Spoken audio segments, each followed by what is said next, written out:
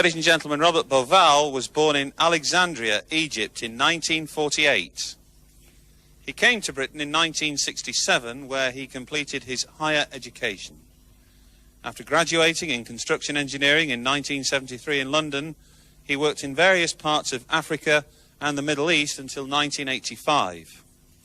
In 1986, he began his research into the pyramid texts, the Giza monuments, and their association with astronomy. His thesis on the correlation between Orion and the Giza pyramids was published in the academic journal Discussions in Egyptology in 1989-1990. His first book, The Orion Mystery, was an international bestseller and translated into 12 languages. His latest book, Keeper of Genesis, co-authored with Γκράχαμ Χάνκοκ, of course, has become yet another bestseller.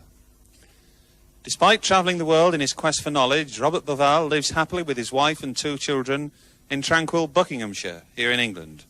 A long way from the pyramids and sands of Egypt, perhaps, but they, I'm sure, are never far from his thoughts. At the end of Robert's presentation, he will be joined here by his close friend and colleague, Γκράχαμ Χάνκοκ, and together they will make a brief announcement before showing you a unique short videotape. But it's now time to digest yet further startling revelations and, I might add, marvellous images from a man whose literary talents have made him a household name, quite literally, throughout the world. Ladies and gentlemen, your appreciation, please, as you welcome Mr. Robert Bovál. Well done, Graham, well done. People ask me, how did Graham and myself get together? It's rather a long story, and I'm told I don't have much time tonight.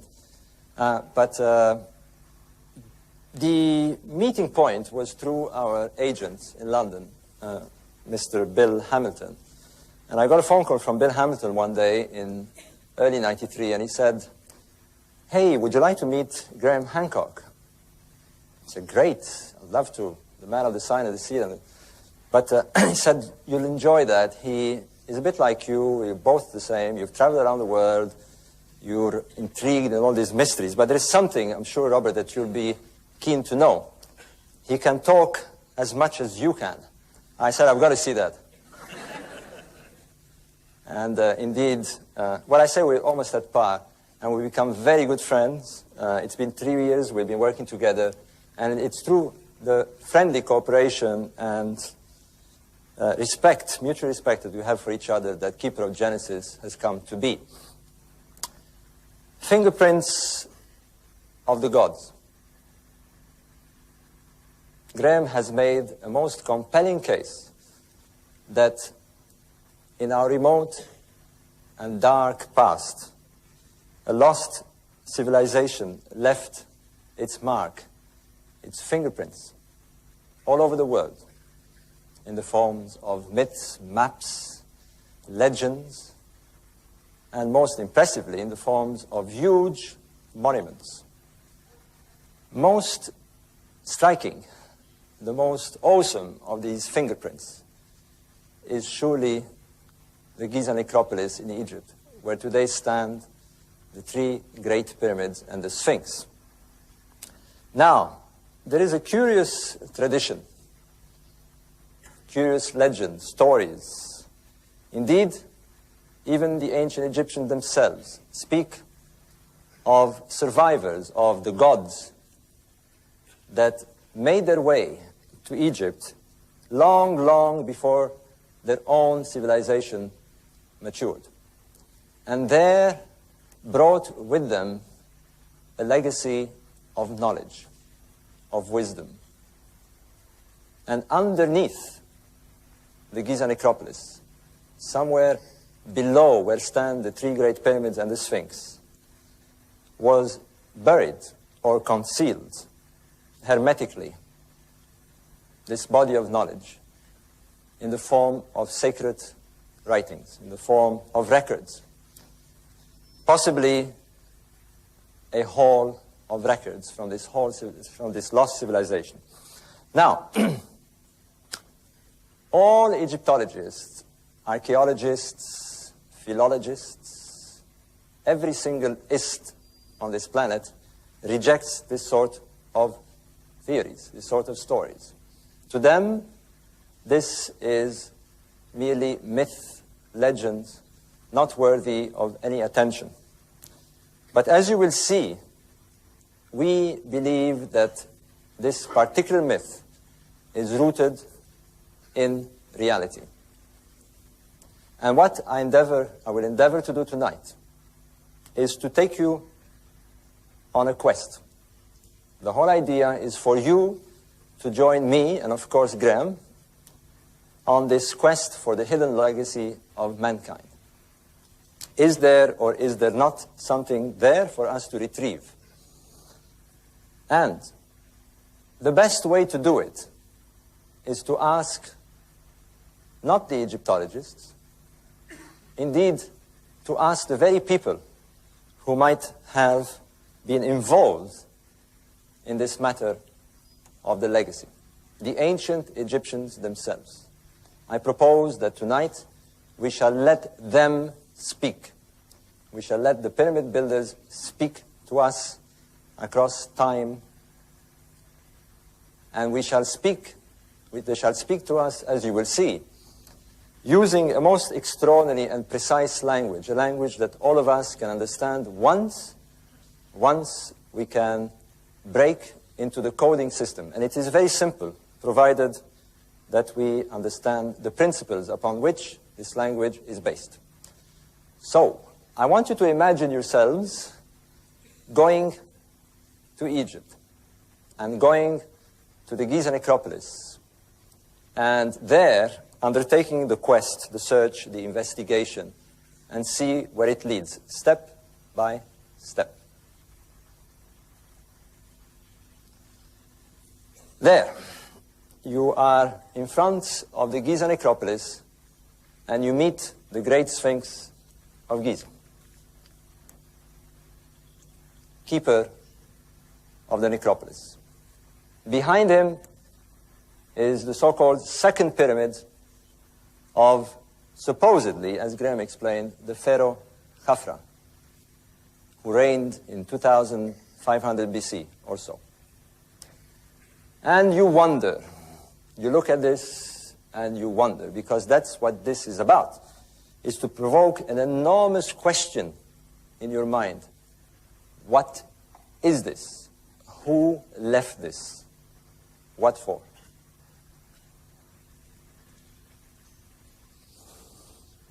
The same pyramid, illuminated these days by the sun and light show using laser light. This is about sunset. Now, imagine yourselves right at the top of the Great Pyramid. The Great Pyramid nearby, it's about somewhere here.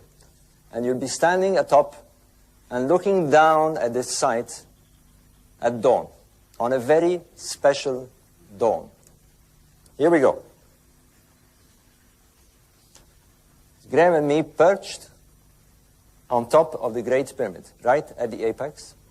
And we're looking down towards the Sphinx. And here's the pyramid you saw illuminated, the second pyramid, casting shadows with the rising sun, casting the shadow of the rising sun on the spring equinox. This picture was taken by Santa, Graham's wife, on the 22nd of March this year. And we were there for this very specific reason, to look at the rising sun on the spring equinox. Bear this in mind, because it is the rising sun on the spring equinox that holds the ultimate key to the riddle which we hope to unravel tonight. You're looking now from high above to on the site of the Giza necropolis, the three great pyramids all together. Here you have the Great Pyramid, supposedly built by Cheops, the one that you were looking at, the second pyramid. You were standing up there, by the way, looking down this way. And I was pointing somewhere in this direction towards a monument. And here, the so-called third, smaller pyramid. Now, I will dispense with all the measurements and figures concerning these monuments. They're all laid out in detail in my first book, The Orion Mystery, in Fingerprints of the Gods, and indeed also in Keeper of Genesis. So let's dispense with this. But I want you to grasp in your mind the awesome scale of this project, the awesome, gigantic scale that you're looking at here. And to do that, in this picture is the Great Sphinx of Giza.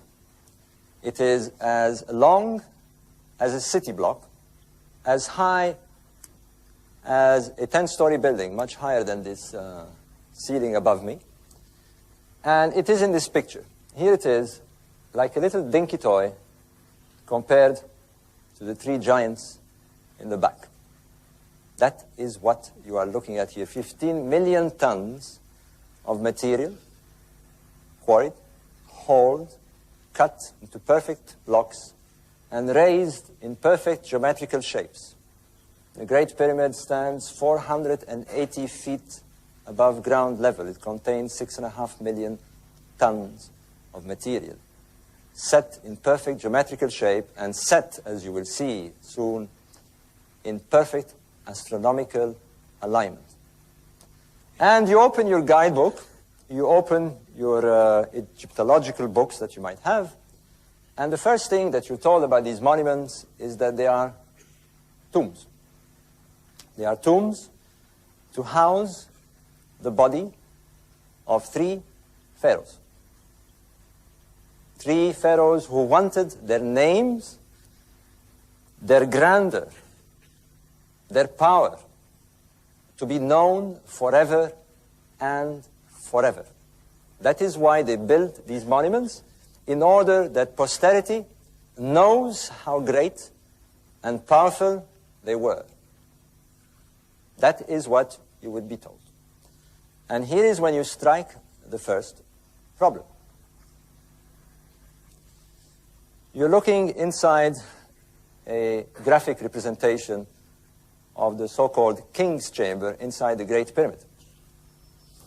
This is a graphic representation done by one of the engravers of Napoleon, representing apparently when the Arabs opened the Great Pyramid in the 9th century. In any case, they found no inscriptions either inside or outside the Great Pyramid, or indeed in any of the other pyramids at Giza. And indeed, as Graham pointed out, and I will emphasize later on the Sphinx, these monuments are totally and utterly anonymous. And here comes the question. If we are dealing with powerful, megalomaniac, eccentric kings who wanted everyone to know how powerful they were, where is their names? Why did they not tell us who built those monuments and why? It does not make sense. Now, if there is an Egyptologist in the crowd, I would be told immediately that this is not quite true.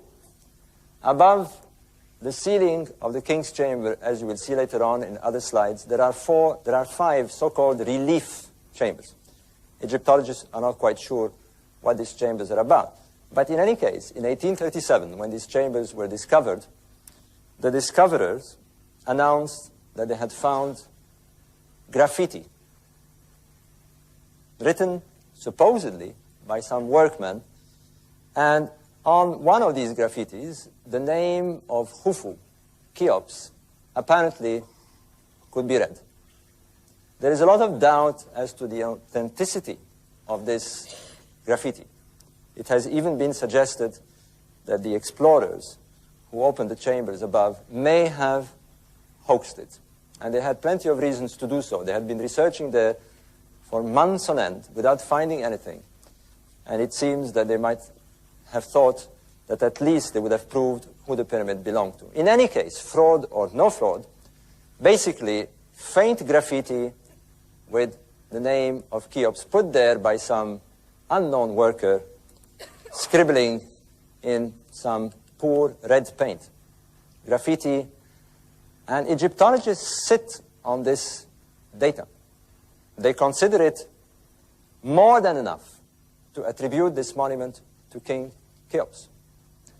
Well, ladies and gentlemen, if you go by these standards, then many buildings around the world, Empire State Building, Canary Wharf, and perhaps the public toilets in Trafalgar Square, belong to somebody called Kilroy.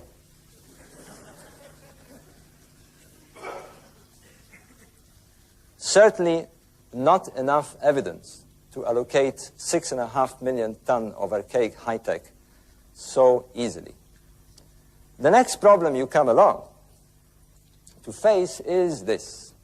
Well, where is King Cheops? No bodies were ever found either inside or outside the Great Pyramid. To this day, King Cheops is nowhere to be found. Neither his remains, or his treasures, or his tools, or anything at all. Nothing. But Egyptologists, again, are satisfied that they have found King Cheops. And you're looking at him here. It is a statue that was found 600 kilometers, miles, 1,000 kilometers to the south of the Great Pyramid. And on this statue, again, faintly inscribed what looks like the name of this king. You're looking at a rather enlarged photograph of this statue. If you look at my fingers, it is about that big. We're supposed to go home because the mystery is solved. This is it. We have found King Cheops. Here he is. He's in a little glass box in some corner of the Cairo Museum, passed by and ignored by all the tourists because they can hardly see that puny little thing representing the great builder of the Great Pyramid. Again, very flimsy evidence indeed. But is it possible that the pyramid builders and their monuments were not mute, that they did speak eloquently, that they spoke most powerfully, but not in the language that Egyptologists are accustomed to, that they spoke the universal language that we would call today scientific language? And let's examine this possibility. Because one thing that you will also read in Egyptological textbooks is that it is a fact. It is not a question of theory. It is a fact that the Great Pyramid is perfectly constructed in scientific manner. Let me explain what this means. You're looking at an overhead of the Great Pyramid. It is set on a square base, an area of 13 acres, a gigantic area. Apparently, you can put 22 tennis courts in that area. It's enormous. The side of that square measures 230 meters, 750 feet. Were you to walk all around the Great Pyramid, you'll be walking almost a kilometer. That is what you're confronted with. But that square is so perfectly square, so perfectly set on the ground. The angles of each corner is as close as, damn it, to 90 degrees. And in order to achieve this then and now, we need to apply very, very careful surveying techniques. I speak, I must say, with a certain amount of experience. I'm a construction engineer, and I've set out monuments myself and buildings in very difficult conditions. And I can tell you that you need a very good surveyor with very good instruments to do this. One of the things you need to do, once you've set the rough corners of the square, is to ensure that the square is perfectly locked with the diagonal. And that is how you know that you've got on the ground a perfect square. But here is something odd with this monument. because when they built the monument, they left an outcrop of rock measuring 7 meters high, a bit lower than the ceiling, but certainly high enough for the builders not to be able to see across the diagonals. To cut a long story short, what this means is that we're dealing with very, very good surveyors. Very good surveyors, because they achieved what we today would have difficulty in achieving in those circumstances. We've got to accept this as a matter of fact. What is also a matter of fact, and most incredibly still, is that they set this square such that each face is perfectly directed to a cardinal point, a cardinal direction. This means that this face, this is the eastern face, is directed perfectly due east, due south, due west, and due north. Here is this dark blob that you see here is the entrance of the Great Pyramid. And you will see that all the corridors, galleries, chambers, and shafts, as you will see, are directed along the north-south axis, what we call the meridian axis in astronomy. To such a precision that, again, we are astounded today. 5% of a single degree. That is Swiss watch precision. Take it from me. And therefore we must contend with something else, because you cannot achieve this precision. Not then, not now.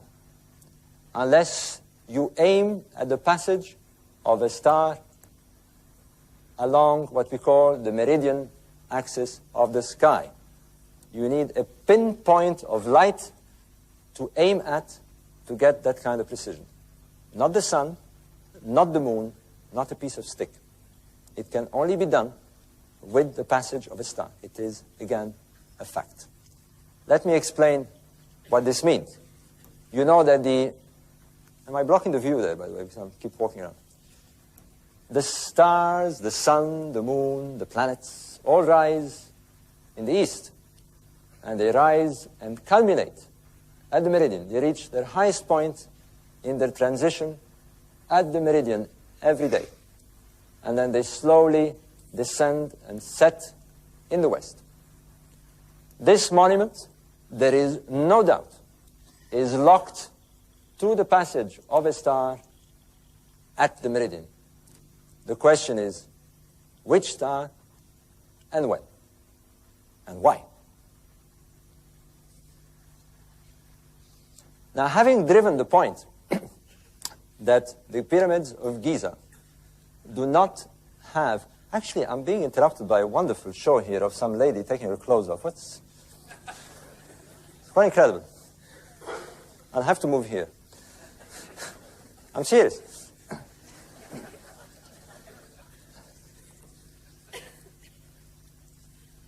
Having driven the point that the pyramid builders of Giza did not use hieroglyphic texts, but seemed to be using astronomy somehow to express themselves, not one single word, here you come to another anomaly, another problem. You're looking at pyramids of the 5th and 6th dynasty, the kings who followed immediately the Giza builders. And clearly, you're looking at shabbier, poorer, much less well-constructed pyramids. Here is one, for example, that has totally collapsed, hardly looking like a pyramid at all. Nowhere near the quality and size and precision of their predecessors. But unlike their predecessors, these pyramids are loaded with hieroglyphic texts, from floor to ceilings, hundreds and hundreds of hieroglyphic texts. Now, the question is, what do they say? This is the logic of investigation. And not surprisingly, as you look into those texts, you will find that they speak of the sky, of the stars, and particularly of a constellation, the constellation of Orion. And they identify the constellation of Orion with a deity called Osiris. And that this region of the sky where Orion is, and you will see other constellations as well, they call, or at least it's translated here by the Egyptologist who translated this, the netherworld. It's the wrong term, really. It's too hazy for me. They actually have a word for this, the ancient Egyptians. They call it the Duat. And when they mention the Duat, they mention a specific area of the sky.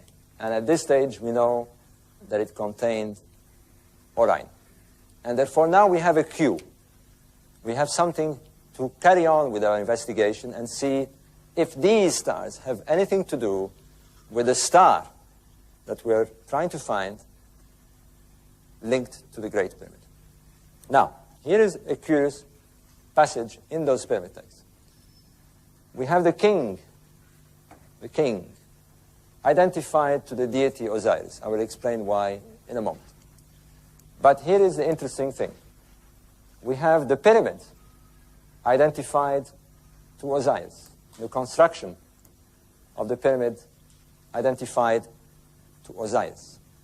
Now this is very interesting, because if you make the transposition between Osiris and his stellar counterpart, Orion, then what we're being told here is to look into a connection between the pyramid and the constellation of Orion. That, again, is the process of investigational logic. Now, what we seem to have here, unavoidably, is a hieroglyphic language veiling a more powerful, a more scientific language. I will coin the word astroglyphics. We have hieroglyphics veiling astroglyphics. That's what we've got. Now, let's see what this means. Let me explain what you see, because those pictures are rather small. Here is the Giza necropolis with the Sphinx and those pyramids, anonymous but containing powerful astronomical alignments to the stars, and seemingly related, or inviting us to relate them to something to do with the constellation of Orion at this stage. Whereas here we have the immediate later pyramids with chambers loaded with hieroglyphic texts. And what we should normally do, according to my logic, is that we should take this allegorical language of astronomy and put it back in its original images, in its original glyphs, if you like. They're astroglyphs, to look at the parts of the sky which they invite us to consider and try and make sense as to what they're trying to tell us, and particularly what these people were trying to do. This is the right approach. I will give you a similarity between the kind of work we do in construction and this approach, the scientific approach. I'm a construction engineer, as I've said, and I've built many projects around the world. And the way we do it is this. We get drawings given to us by an architect. And these drawings bear signs and symbols and mathematical symbols. And our job is to convert these back into the original idea, to actually build what the architect had in mind. What he doesn't want us to do is to look at these drawings and write a story about them, write a book about them. We are simply taking them in the wrong direction. And I give a little analogy as to how this kind of problems work. As children, we all played a little game, we used to call it in France the broken telephone. If I whisper a distorted message, or very faintly in the ear of this gentleman, are you awake, sir? Yeah. Sitting there, and he would pass on the message by whispering down the line, and so forth and so forth. By the time it gets to the last person on the row, it is all distorted. We know how this works. We used to play this at school. That's the trouble, is if you take it in the wrong direction, what he should have done, if you didn't quite understand it, is to make me repeat what I said. And this is basically what we're asking, or they're asking us. We have to get back in the right direction. Well, the problem is that this isn't at all what classical Egyptologists have done. When the coding of the hieroglyphic texts was broken in 1822, it fell into the hands of classical scholars, classical academics, most of them at the time studying cultures like ancient Greece and so forth. There was no science of Egyptology, as a matter of fact. And overnight, the science of Egyptology, we are told, was born. Being classical academics, what they did was to take these texts and translate them in classical languages and in our own modern languages, in English, in French, in Italian, in German, and that is what they did. And what they've done, really, is they've taken it in the wrong direction, because it suddenly began to appear to them as some sort of bizarre mumbo-jumbo of superstitious priests writing about the skies and their pharaohs in what appeared to them totally incomprehensible means. So there are passages there. I'll go very briefly, because this is a typical example of the sort of thing that happened and is still happening. There's a passage that reads the Duat, this region that we have identified to the region of Orion and to Osiris. The Duat beats your feet to the dwelling place of Orion. And another one has been translated as the Duat beats your hands to the dwelling place of Orion. Although we can still discern the astronomical lingo through those translations, they begin to get distorted. They appear, indeed, to be some mumbo-jumbo. That is what you get. And really, what we've done is, for the last 15 years, we've been arguing that the direction is this way. Right? The classical Egyptologists refuse to consider this direction, for the simple reason that they don't believe that the ancient builders were any good astronomers. Indeed, that they knew very little about astronomy, or any science as we understand science today. That is the problem. But it stands out like a sore thumb that the people we're dealing with here not only knew about astronomy, as you will see, but could understand the way astronomy, the skies, could be used to convey information and messages through the ages. So let's examine that possibility. Let's see what the ancient Egyptians themselves had to say. And what they tell us with force, one thing they insist upon over and over again in their texts, is that their civilization was a legacy from the gods. That they got their civilization handed down, brought down by the gods. And this is how they tell us the story. They tell us that the universal deity, Atum, who manifested himself in the sun as Atum-Ra, self-created a couple. In turn, this couple created the earth goddess, the sky goddess and the earth god. And from the womb of the sky goddess emerged 4 anthropomorphic, human-formed, stellar deities who were sent down to earth, and 2 of them, Osiris and his sister wife Isis, became the first rulers, the first divine couple to rule the land of Egypt. A land and a kingdom established in a period they call Tep Zepi, literally translating as the first time. They established a kingdom of the first time in Egypt. Tep Zepi, what we would call today Genesis, the kingdom of Genesis. Now, we are told, too, that this kingdom, this divine kingdom of the first time, was established in the region that today we call the Memphite necropolis, the Memphis region, where today stands the Great Pyramids and the Sphinx. So this is what they tell us. We have to read their texts, and this is what they tell us. Now, we are faced with a sort of Hamlet story. Osiris was killed by his brother, his jealous brother, and his body was cut into 14 pieces, scattered all over the land of Egypt. And his wife, Isis, was left without a child, without a successor to take over this kingdom of the first time. She gathers back all the pieces of the body of Osiris, brings him back to life using her magical powers, and becomes pregnant. And eventually she bears a son called Horus. Horus is the first god king of Egypt.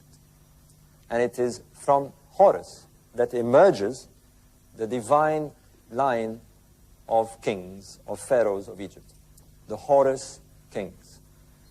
They believe themselves to be the reincarnation, the bodily reincarnation of Horus, the sons of Osiris. That is the myth. This is what they tell us. Meanwhile, they tell us what happened to Osiris. They tell us in no uncertain terms that he departed back to the gods, back to the sky, and established another kingdom in the sky, another kingdom of the first time. And this kingdom, they called, as I've said, the Duat. The Duat. So let's have a good look at this Duat. They are attracting our attention to a part of the sky with great significance to their myth, their genesis. Here is that part of the sky, or part of that part of the sky, and you can see the constellation of Orion. I'm having problems with my pointer. I wonder if somebody can get me another one. I'll use this one meanwhile. The constellation of Orion, with the characteristic 3 stars, the belt stars of Orion's belt. And you can see the constellation of Orion.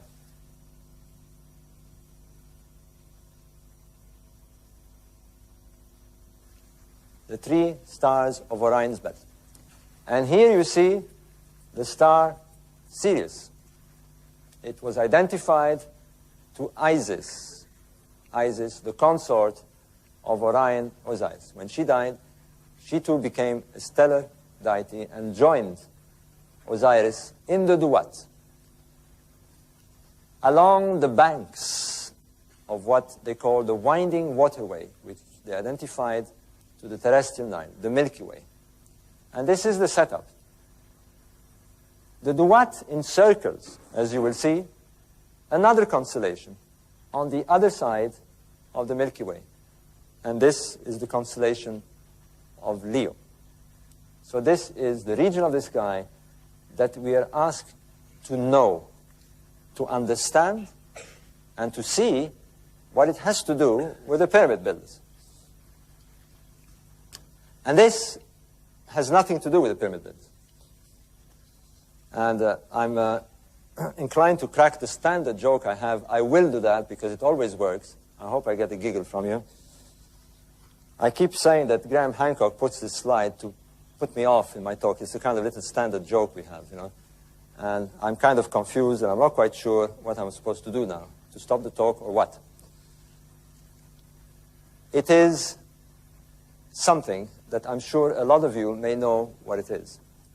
It is not a cheap Mexican postcard or one of those praying rugs. It is known as the Arecibo interstellar message. It is the first message sent by us, mankind, to the stars in an attempt to communicate with a possible civilization outside our galactic system.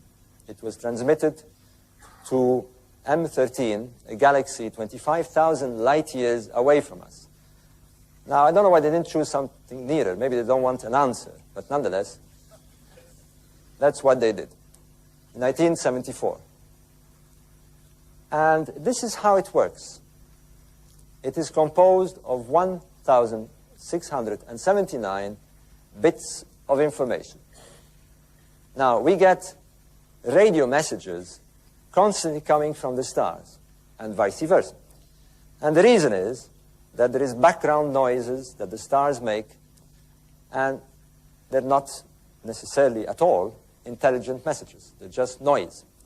But if you get 1,679 bits of information transmitted by radio message, you listen, because it is a prime number.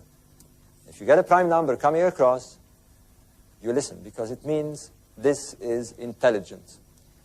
And more so, because this particular prime number is the product of two other prime numbers, 23 and 73.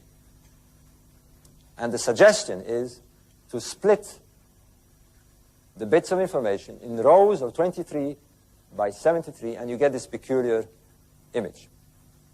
And what it is at the top you have a counting convention. Here you have information about the genes and DNA of the creature, the human creature, us, that is here. We're given data concerning the population on this planet and the position of our planet in a solar system. This represents the sun, and the third planet, our planet, is offset near the creature to show that we are from the third planet, planet Earth. Information about the telescope, the radio telescope, its size, and so forth. In short, what you're looking at here is the way that we're trying to communicate with an unknown civilization across time and space. And the reason we use this language, this astroglyphic language, this scientific language, is because there's no need sending a message in English or in Turkish or in French, simply because it doesn't work that way. They will not understand it. They will understand this nowhere, no matter where they are. They will understand this everywhere, in M13 or whatever galaxy we choose to send it to, if there are intelligent people there. So that's the idea. There is another one here, known as the Voyager message. It is stuck or inside a probe called Voyager 1 that was sent outside our solar system in 1976. It's just got out of our solar system in the last few years. And it's heading towards the stars. Again, information about coordinates of where we are, the Earth, information on how to play a record, apparently. There's a record inside that sleeve that is entitled The Sounds of the Earth. Whatever sounds they have, maybe Madonna singing or things like that. I don't know. Now, I'm going to be asking this question with all seriousness. Are we getting a message? Are we getting a message from whoever built that site? I am not suggesting that we are getting an extraterrestrial message, although some have. I'm not suggesting that at all. I'm suggesting with all seriousness, we are suggesting, Γκράχαμ Χάνκοκ and myself, that we have all the ingredients of a clever, scientific, astroglyphic message. The way that we today are attempting to communicate with some distant civilization existing somewhere else. Are we getting a message across time from a lost source deep into our past? Somebody who is desperately trying to pass on a message. The ingredients are there. The question is it a message or not? Let's look at this more closely. You will recall that the emphasis of the pyramid builders was to ensure that the monuments were perfectly set along the north-south axis, the meridian axis. You're looking at a cross-section of the Great Pyramid along the north-south axis. And you would enter the monument on the north face, down a descending passageway, Here's the so-called subterranean chamber, up an ascending corridor, the so-called Queen's Chamber, into a grand gallery, into the so-called King's Chamber. Here, by the way, are the so-called relief chambers where these graffitis were found. And here are what Egyptologists still call today the air shafts. They haven't, whoever did this diagram hasn't even bothered to show shafts, although we know they exist. Indeed, one of them is the most mysterious shaft indeed. It has a little door at the end of it, and we'll be talking about this door and also the possible chamber under the Sphinx when I conclude my talk. The reason these shafts are not shown on this diagram is because the Egyptologists who did this diagram adhered to the so-called abandonment theory. They believed, they still believe, that the builder of the Great Pyramid abandoned the lower chamber, then moved into a higher chamber here, and then abandoned the second chamber to finally settle for the King's Chamber, or what they call the King's Chamber. You need this abandonment theory to make the tomb theory work, because you cannot have a tomb with 3 chambers, because they wouldn't have cut the body of the pharaoh in 3 parts, and therefore Egyptologists have convinced themselves that this is what they're looking at. Builders who changed their mind in a monument of that size and scale and finally ended up with a chamber above. Well, let me tell you this. You do not abandon such work. Indeed, you do not fool around with a monument like this when you are building a monument of 6.5 million tons of material. The architect does not fool around with it. I can tell you that. These are not abandoned chambers, as you will see. Indeed, certainly, they hold the key, this chamber in particular, to one of the major riddles of this monument. So, the meridian is the emphasis of the builders. But, having obsessively set the Great Pyramid on the ground, along the north-south axis, along this meridian axis, you come to another problem. They set the other 2 pyramids along an angle of 45 degrees to the meridian. And they've set a third, smaller pyramid, offset from that diagonal angle. And you have to ask the question, the next point in the investigation is, why? What are they trying to do? What message is there? What glyph are we looking on the ground here? And that is what we have to answer. Well, people who attempted to break into the understanding of these stellar connections began in 1964. A major breakthrough came when 2 researchers, Virginia Trimble, an astronomer, and Alexander Badawi, an Egyptologist, who happily, for us, was also an architect. And they investigated the meaning of these so-called air shafts in the Great Pyramid. There are 2 of them heading south, you can see A and B, heading towards the south meridian, that particular area of the sky that the monument is locked to, and 2 others directed to the north meridian of the sky. And they had a hunch that these were not air shafts at all. Now, Badawi, being an architect who had studied every single tomb in Egypt, and who had never seen any tomb ever ventilated, any monument that was supposed to be a tomb ventilated, for the very simple reason that it doesn't make sense to ventilate a dead body. There's no need to ventilate a dead body. It's as if you would take what's in your fridge and put it in the garden. That's the same analogy here. There is no need to ventilate a dead body. But even if they wanted to ventilate a dead body for reasons that they had, they would not build shafts on the incline, because it's a very difficult thing to do if you simply want ventilation. It's the same thing as building a chimney on the incline across this structure. It is a nightmare. It involves all sorts of problems, and it is unnecessary, because what you can do if you really want to ventilate this chamber is to leave a course of the masonry, a horizontal course, with a gap. That's all you need to do, all the way to the outside, and you would achieve ventilation. So obviously, these had a much more important and mysterious significance. And their hunch proved to be correct. They thought that these shafts were linked to the stars. in the same way that the monument was. And what they found out is this. And in order to work out which stars and when, they had a hunch, of course, that it had something to do with the constellation of Orion, this constellation in the Duat of Osiris.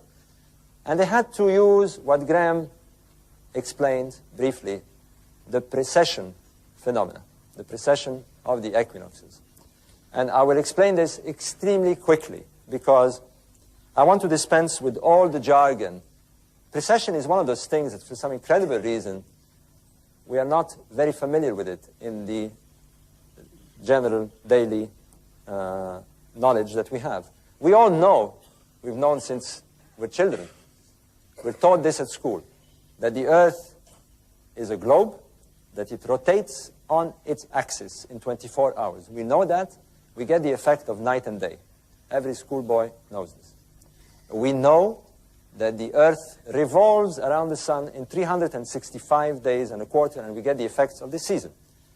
But this planet has a third motion.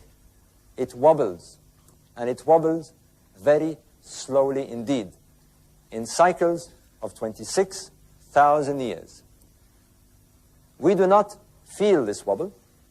What appears to happen is that if you were to observe the precessional cycle, now we can do that by using computers today. You can have the sky on your monitor screen, use a precessional program, and press the button and say, precess the sky, and the sky would appear to move in cycles of 26,000 years. And the effect you have is this. The sky, the star field, appears to seesaw backwards and forwards in 26,000 years. That is it. That is precession.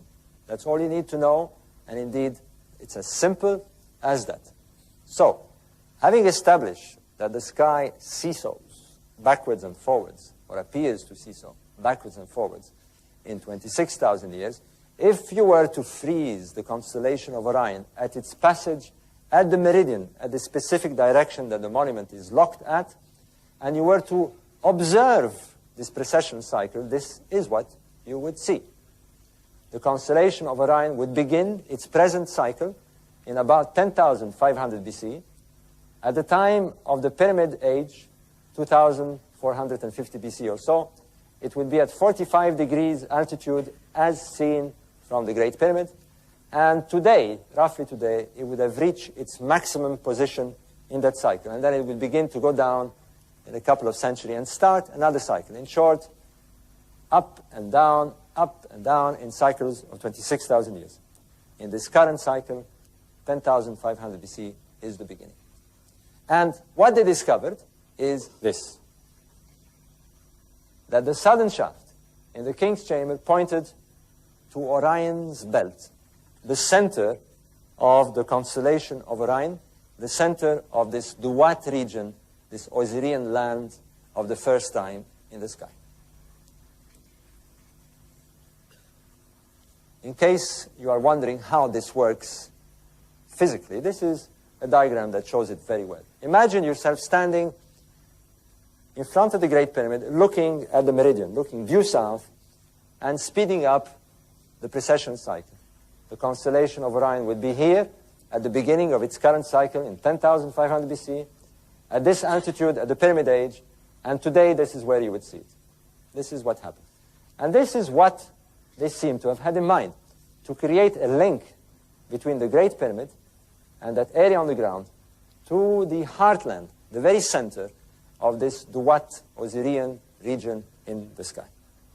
And here we come to some interesting terminology, because they had a name for this region in the sky, this central region. They called it Ros Tau.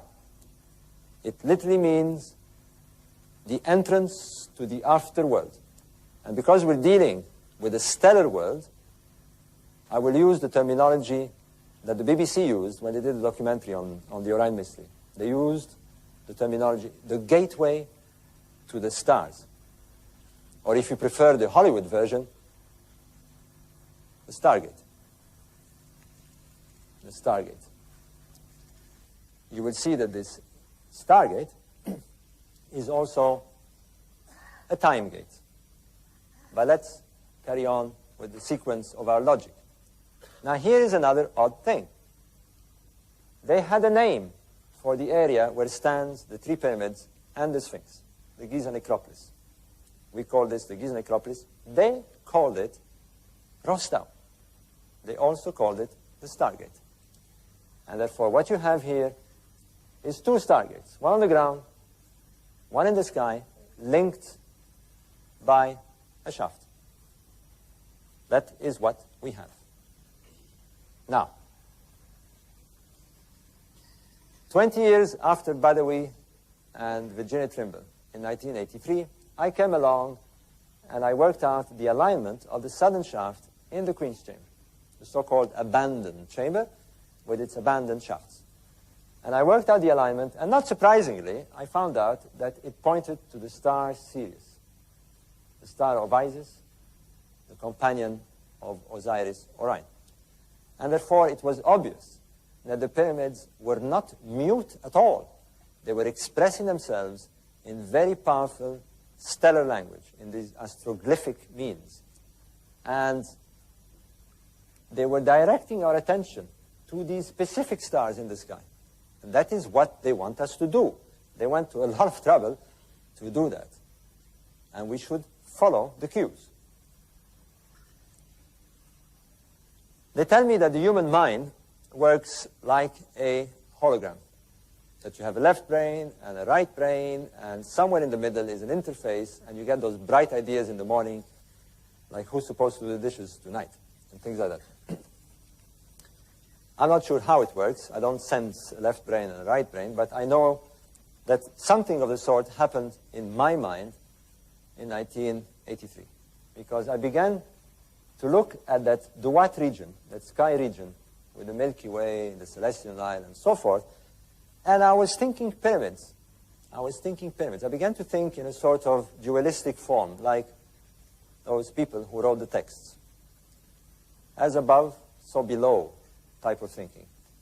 And when I isolated all the pyramids of the 4th dynasty, here are those Rostau pyramids, those Giza pyramids, those gateway pyramids, I began to see that there was quite a striking similarity with the Milky Way and the Nile and the layout of the pyramids. And the next thing that was obvious to do, those three stars of the belt of Orion. And here is a picture taken by the Lowell Observatory. And as I drew a line across the two stars of equal magnitude, or equal size, apparently, I noticed that the third smaller star was offset to the left or to the east. And I quickly realized that what you had was a correlation. That the monuments on the ground, the Rostau on the ground, was in correlation with its counterpart in the sky. Now, there was a problem, and this is it. This is what they must have had in mind, to correlate those three holographic stars, architectural stars, call them what you like, with these three stars in the sky. The land, the heartland, the Rostau of the Duat, with those three pyramids representing the Rostau, the gateway on the ground.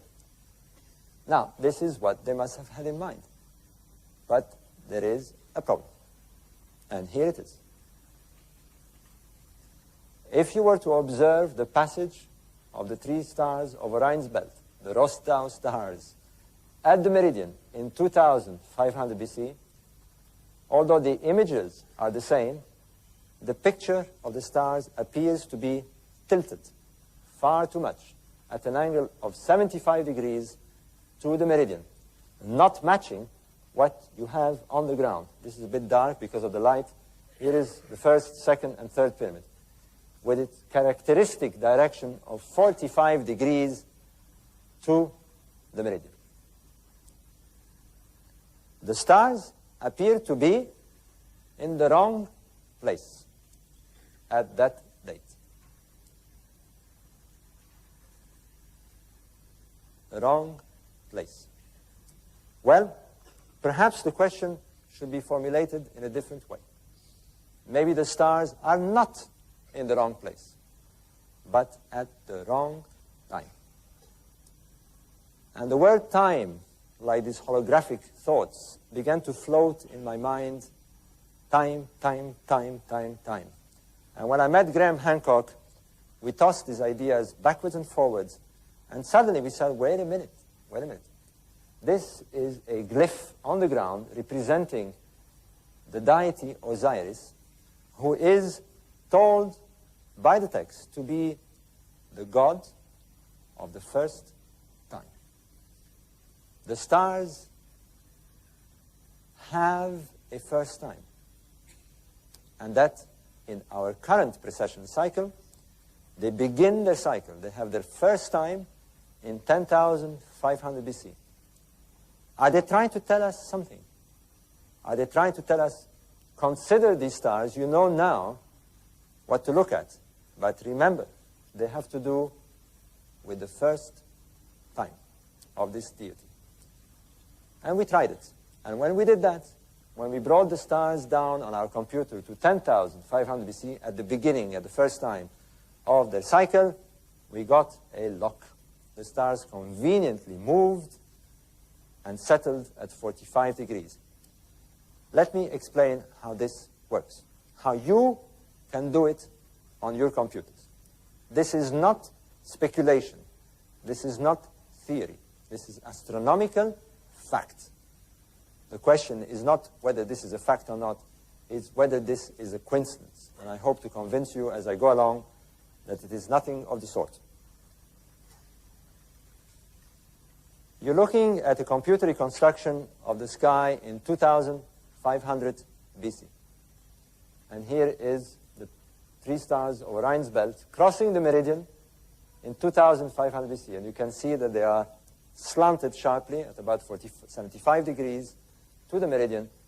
And the Milky Way, too, is kind of skew with. But if we go to the beginning of the current precession cycle, to the first time of the stars, this is what we have. In 10,500 BC, the stars conveniently lock at the angle required to match them on the ground, and so does the Milky Way align itself with its counterpart in the sky. If it is a coincidence, it is 1,000,000 to 1 coincidence. But let me drive this point strongly. And it's important, because if we are right, and I believe we are, then the implications are tremendous. And this information will lead us precisely to where the legacy is, as you will see. Here is a computer reconstruction of the belt stars in 2500 BC. I've superimposed a protractor on the screen. Here is the meridian, and here are the three stars crossing the meridian at their angle of 75 degrees in 2500 BC. What we would like them to be is to match the 45-degree angle that is achieved by the three pyramids. And when you go down to their first time in 10,500 BC, this is what happens. They lock. Facts. Verifiable facts.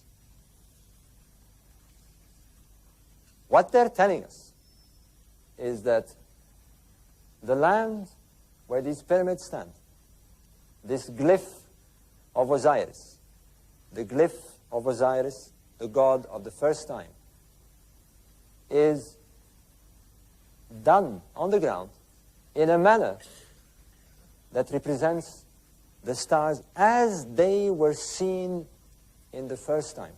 That is the message. This is the land of the first time, or if you prefer, the land of Genesis. Let's check this out. The first indication that we weren't looking at a coincidence was this. Although they called the necropolis Rostau, they had another name for it. They called it the horizon. It's as if they imagined the three pyramids with the Sphinx, as you shall see, also within that area, encompassed by an artificial horizon on the ground.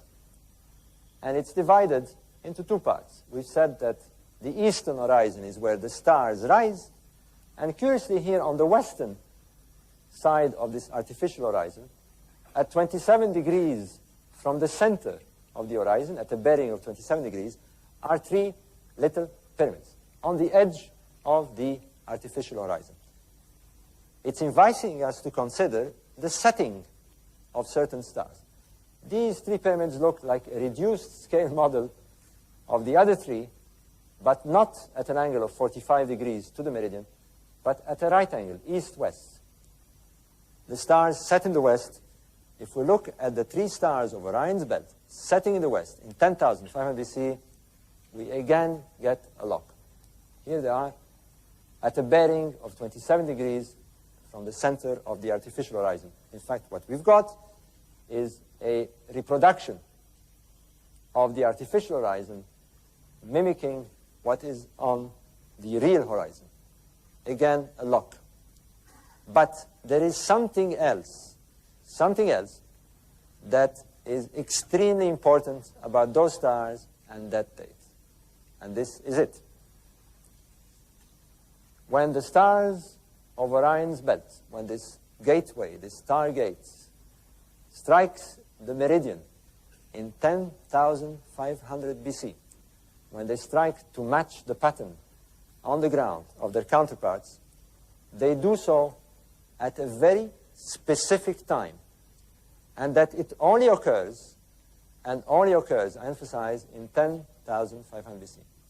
They strike the meridian when the sun is rising due east on the day of the spring equinox. Remember Graham and me standing atop of the pyramid, looking down and pointing somewhere on the day of the spring equinox. Because what we're pointing at is this. And let me explain before what has happened, before you see this thing that we're trying to see in the sky. We have, in a sense, traveled through a stargate. Our mind now has gone through a time gate. We have gone down to the skies of 10,500 BC. We are now in the skies of 10,500 BC, and we have followed the clues. Consider this constellation. Think of it in terms of its first time. We go and we get a lock. Now consider that this happens and only happens in 10,500 BC when the sun is rising on the spring equinox. They're drawing our attention to the rising sun on the spring equinox. There's something important there in the sky that they desperately want us to know about. If we are intelligent, if we can get the prime number transmitted, that's what they're doing. And what is there? What we're pointing at is the Sphinx. The Sphinx is looking due east on the day of the rising sun at the spring equinox. Now, as all of us know, the sun does not rise at the same place throughout the year. On the day of the summer solstice, it rises here, and if you were at Giza, it will be 28 degrees to the left of due east. It will be rising here. Go 6 months later to the winter solstice, and it will be rising here 28 degrees to the right of due east. And on the equinox, it rises due east. The Sphinx is gazing due east on the day of the spring equinox. In fact, this picture was taken on the day of the spring equinox this year. So the Sphinx is without question an equinoctial marker. And in this case, the clue is an equinoctial marker of the spring. We are asked to consider and to see in the sky what the Sphinx is looking at on that spring equinox in 10,500 BC. What can there be for us to be so interested and for them to have gone to all this trouble to convey the message? I will dispense with the identification of the Sphinx. Γκράχαμ has so eloquently described the argument. There is no question about the Sphinx being an image of Khafra. It is not Khafra. It is a fact. This is established. We have gone through the textual argument, the inventory stela, as Γκράχαμ Χάνκοκ has described, which Egyptologists dispense as some sort of fiction. Whereas, as you were told, they much rely on the famous syllable, khaf. I hope you've covered this, Γκράχαμ. I was away. Have you? Yes. Thank you. We've done that. Now, let's look at this stela carefully. Γκράχαμ has shown you this. The famous syllable with the re enclosed. And what it tells us, that's what this stela is telling us, is that the statue was not built for Khafra or anybody else. It was built for Atum Har Makis. Now, we have encountered Atum as the creator god, the god of Genesis, the god of the first time. Who is Harmakis? Well, we have to contend here with a Grecian rendition of an ancient Egyptian term. It actually means Horem Achet, translating as Horus in the horizon.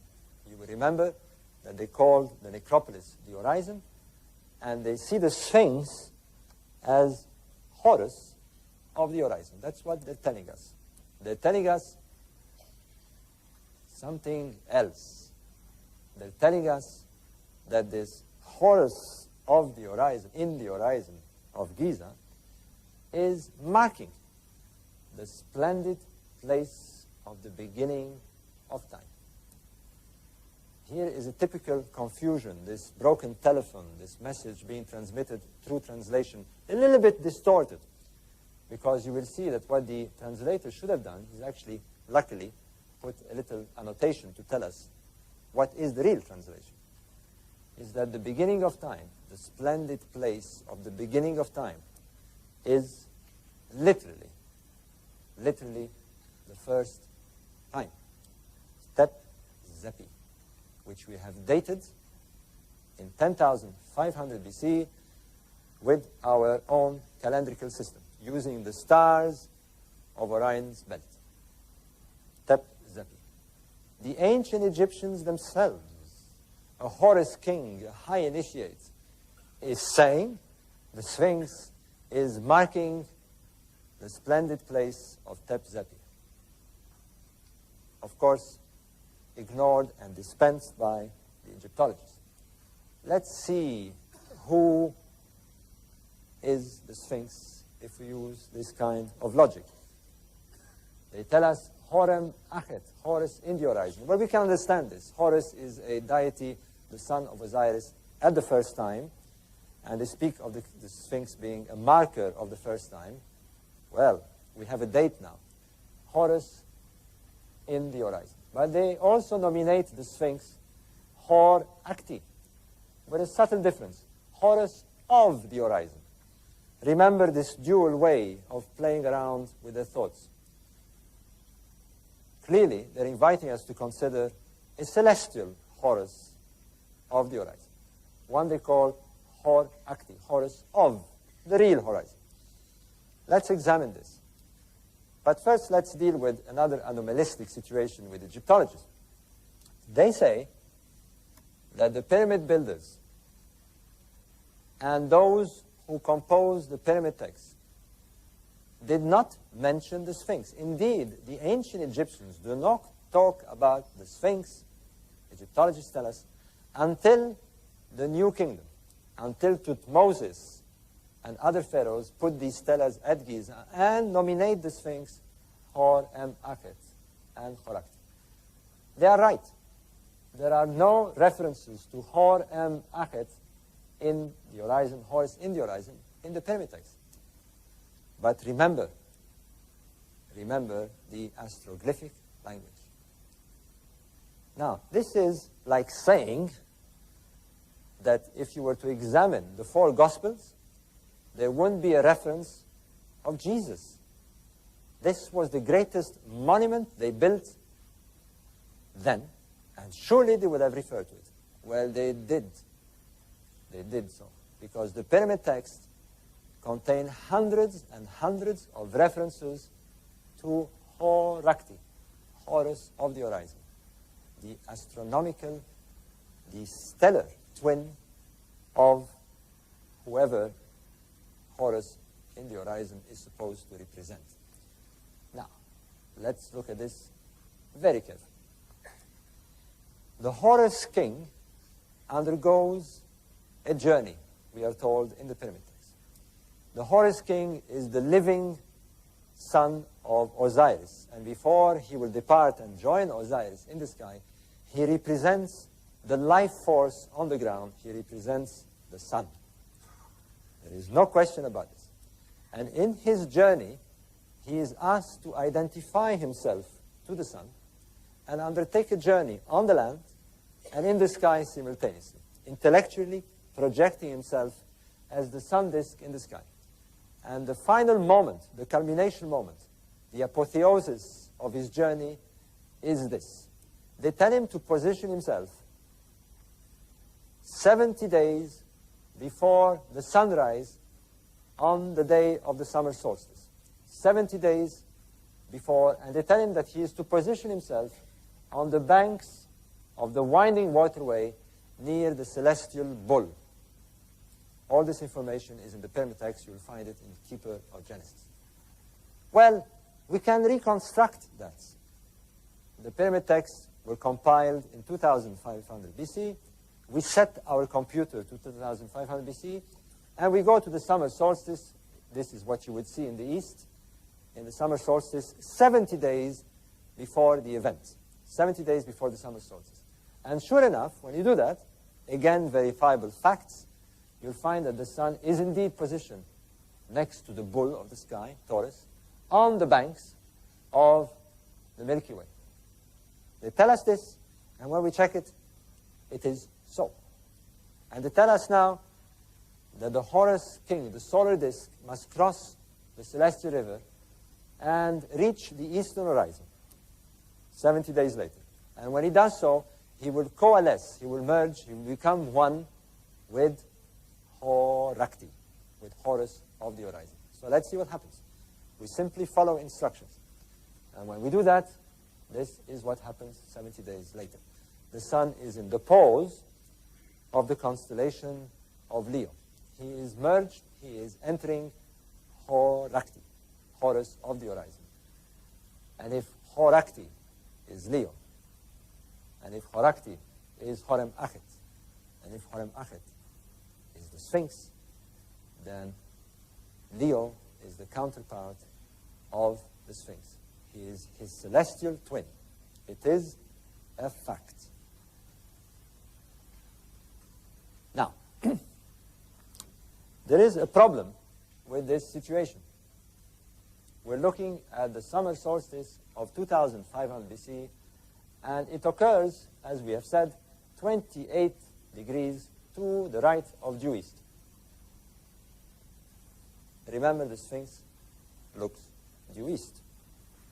Now, we know for sure that the ancient Egyptians were extremely clever astronomers. We have shown this. We know for sure that they were capable of aligning monuments to incredible precision, 5% of a single degree on a monument that's 6.5 million tons in weight. They have proved their ability to align monuments to the solstices. One example is this. You're looking at the rising of the sun, this picture taken by Santa Hancock, on the day of the winter solstice at the temple of Karnak. You're looking at the axis of the temple along those marvelous columns, and the sun rising bang on, precisely in the alignment of the axis on the winter solstice. You go on the other side of the Nile, at Luxor, and you're looking at the so-called colossi of Memnon, monuments, statues that weigh 1,000 tons. Very, very difficult to move. And they were aligned perfectly, again, to the rising sun. They gaze at the rising sun at the winter solstice. They knew how to do it, And they knew how to do it with precision and with big monuments. There's no question about it. So, why did they make that radical faux pas, this error? Why does Horus in the horizon, the Sphinx, is he gazing due east and not at his celestial counterpart, Horus of the horizon? Could it be possible that these people who align monuments to 5% of a single degree make a mistake of 28 degrees? Why is Horus of the horizon in the wrong place? Again, are we asking the question in the wrong way? Is it possible that Horus of the horizon, that Leo is not in the wrong place, but at the wrong time?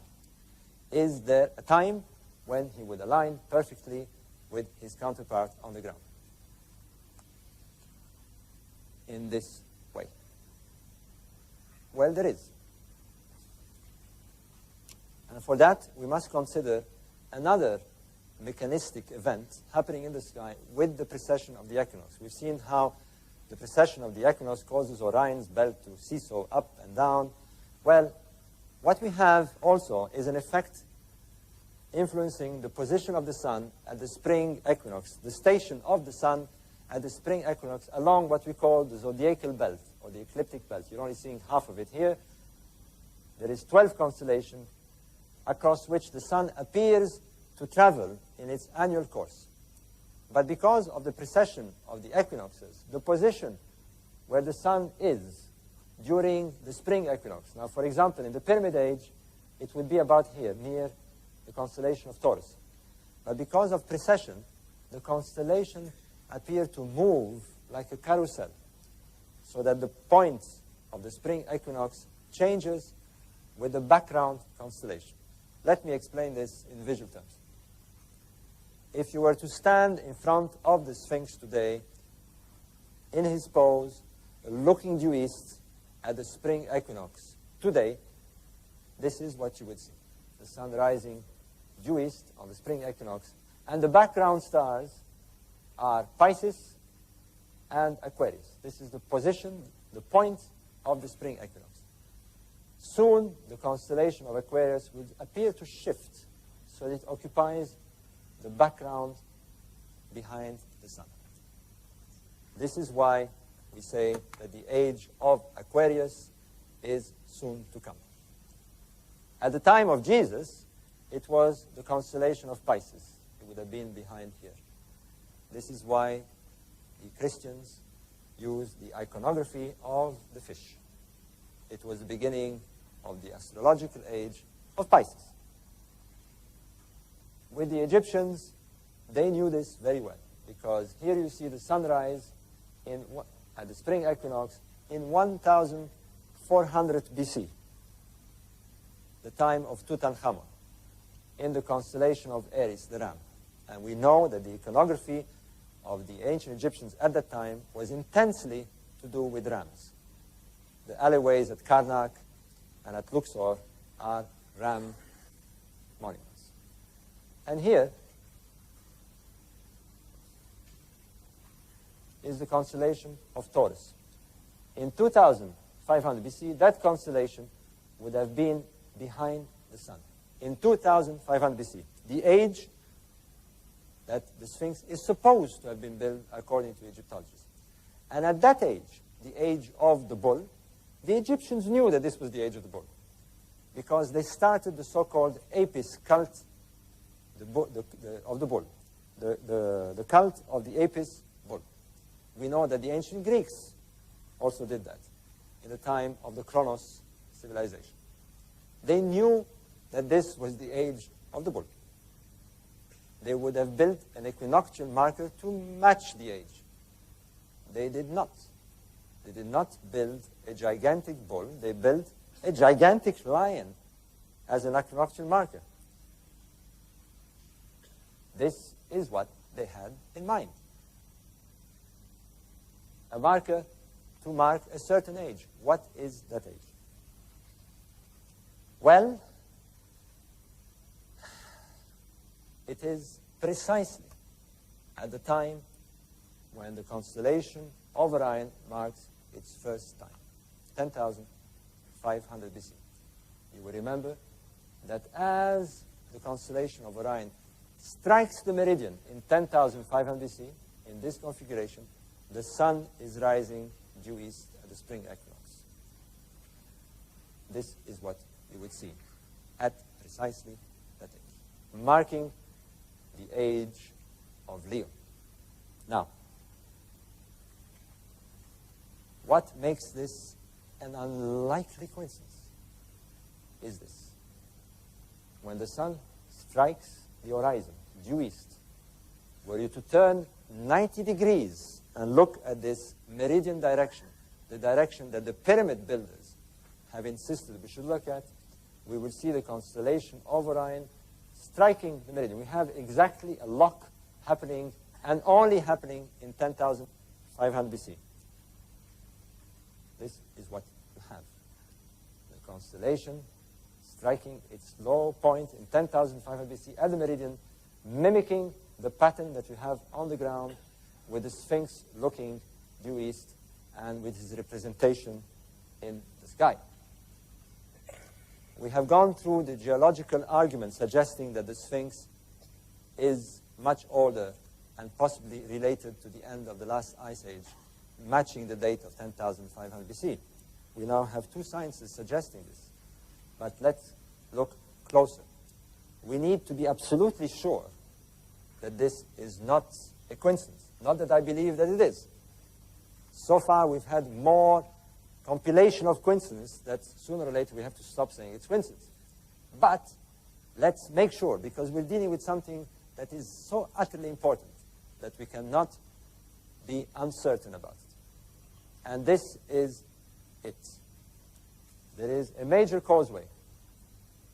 The Egyptologists call this contraption that you see on the ground a causeway, linking the central pyramid to a temple near the Sphinx. We're not even sure if it is a temple, passing along the boundaries of the pit in which the Sphinx rests. They call it a causeway because they believe that it served as a causeway. They believe that the body of the king on a sledge was dragged up this causeway. Now, this causeway is made of blocks of 100 tons apiece. It's gigantic. And they tell us that what they think this causeway served was to drag the body of a dead king only once, for 5 minutes or 20 minutes, to place him inside this pyramid. And of course, that we haven't found the body doesn't bother them at all. Frankly, this is like saying that we build the M6 motorway for only to use it once, for somebody to skate down, use a skateboard only once on it. It's totally ridiculous. 100-ton blocks to build a causeway for that kind of use. What they have not noticed, because they do not think in this way, is that this causeway has a very important astronomical alignment. It is directed 14 degrees to the right of due east, to the south of due east. They went to a lot of trouble to link and to push our attention now to a direction 14 degrees passing next to the Sphinx. Let's follow the clues. Here you are, the sun rising at 14 degrees to the left or to the right, to the south of due east. Now you remember that the amplitude between the summer solstice and the spring equinox is 28 degrees as seen from Giza. It does not take a genius to work out that 14 degrees is half the angle. And it is a very important angle to the ancients. We call it today the cross quarter, because it happens the sun rises at exactly that point 1 month before the spring equinox. What they're telling us is that something is happening and is becoming active 1 month before the spring equinox. Follow it and see what happens. Follow it to the spring equinox and see what happens. That is what they're telling us. So let's do that. The Sphinx, a rather faint picture, I'm afraid, but we didn't have a better one at this stage. Here is his rump, his pose, his head, and he's looking due east. And here is the causeway, pointing 14 degrees to the rising sun 1 month before the spring equinox.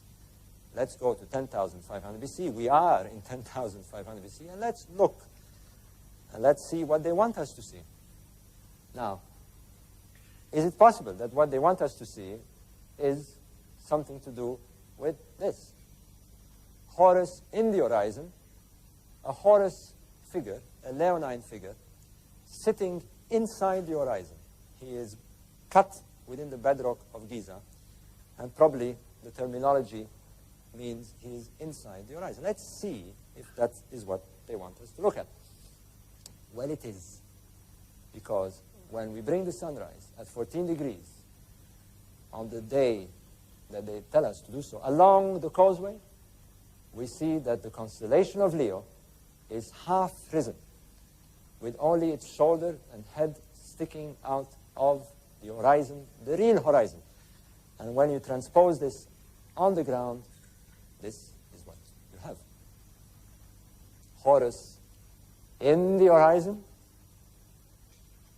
matching his counterpart in the horizon, as they tell us, as they invite us to find.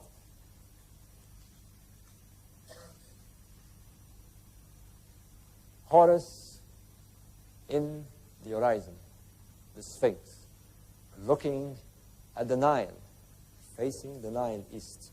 In fact, I've transposed a picture of the Sphinx in the sky, looking at the Milky Way. I don't need to use the terrestrial map. I have it in the sky. And they're asking us to consider this point, where the sun is exactly on the day of the spring equinox below the constellation of Leo in 10,500 BC, and only in 10,500 BC. They're drawing our attention to this place, the Genesis place. Do we have a rendezvous in the sky in this place? Is that what they're trying to tell us? Well, let's remember the dualistic language. No. What they're trying to tell us, here is the constellation. Here is the Sphinx. We're looking at a point, at a place they consider to be the Genesis time, 10,500 BC, below the rump of the celestial line. We transpose this on the ground, and this is what we have. A point, a possible chamber, a Genesis chamber. Let's see if I can focus this. There we are. Below the rump of the Sphinx.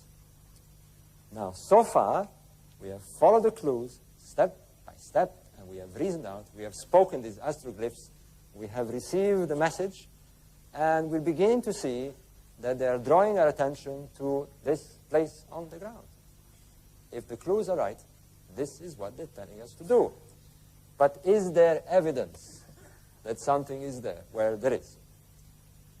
Graham may have pointed this out, but when John Anthony West did his geological work in 1991 to 93, they used seismographic equipment and identified a chamber, a rectangular cavity, a chamber underneath the front pose of the Sphinx.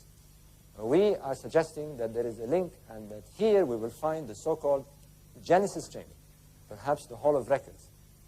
Do we have a rendezvous there? Does mankind have a rendezvous with Genesis there? Well, as I'm speaking, in November 1995, somebody entered a tunnel under the Sphinx. A tunnel at the rump of the Sphinx, leading to precisely the place where we have indicated. Who has entered the tunnel? Who is this shadowy figure that we see here? I will end my talk here, and I will hand the floor to Γκράχαμ Χάνκοκ, because we have an important announcement to make concerning this matter, and concerning also what's happening inside the Great Pyramid. Thank you very much.